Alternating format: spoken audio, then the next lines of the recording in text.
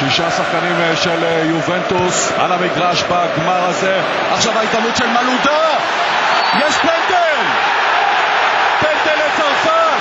אליזונדו לא משתעל, מיד מצביע על הנקודה הלבנה כאשר מלודה מסתנן לו לתוך הרחבה האיטלקית, מופל, כדור עונשין מ-11 מטרים. מטרצי הוא האיש שאולי בא שם במגע עם מלודה עם הרגל, אולי מגע קל, כאשר מטרצי נמנע מלגעת במלודה. הצגה גדולה. זידן אל הכדור, ויש שער, יש שער. הכדור עבר את הקו. גם טוני שם, גם כמוהו אנסי, גם טוטי. והנה השוויון! מטרצי! 1-1! מה יכולנו לבקש יותר מהגמר הזה, כאשר יש לנו שני שערים בתוך 19 דקות. מטרצי, מי שהכשיל את מלודה וגרם לפנדל, הוא שמתרומם ושם את הכדור הזה ברשת של ברטז. פירלו עם כדור הקרן,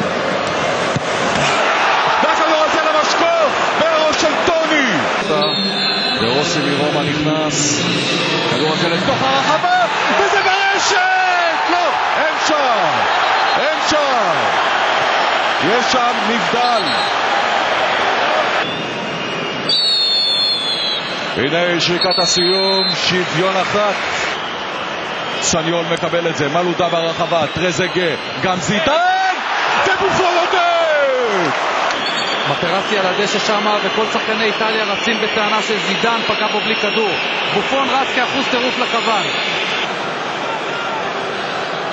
הנה זידן ומטרצי, תראו מה הוא עושה לו. זה אדום. זה לא אדום, זה אדום זועק. זה התחיל בדיבורים כאן, טרשטוק, אבל זה קורה בכל משחק. מטרצי גם לא ידוע כשחקן הכי הגון בעולם, אבל זה גועל נפש. מטרצי עם ההרחקה הזו, והנה שריקת הסיום. תמו 120 דקות ועדיין אין לנו זוכה בגביע העולם. פירלו, הבועט הראשון מול ברטז, אל הכדור פנימה. וילטור, הבועט הצרפתי הראשון, אל הכדור ברשת. 1-1. מטרצי, גם זה בפנים. 2-1 איטליה. טרזגה למשקוף, אין שער. דרוסי, הבועט השלישי של איטליה, פנימה. וגם הכדור הזה ברשת. 3-2. ברטז מול דל פיירו, גם זה בפנים.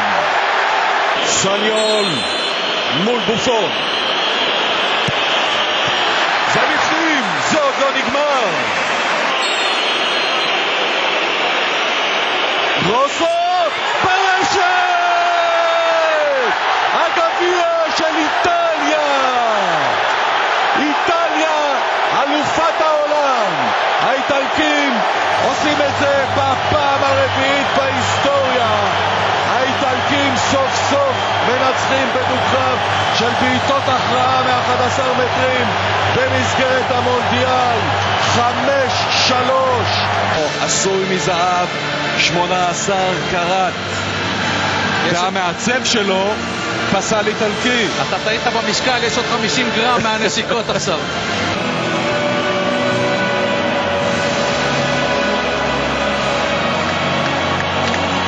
גביע העולם של איטליה.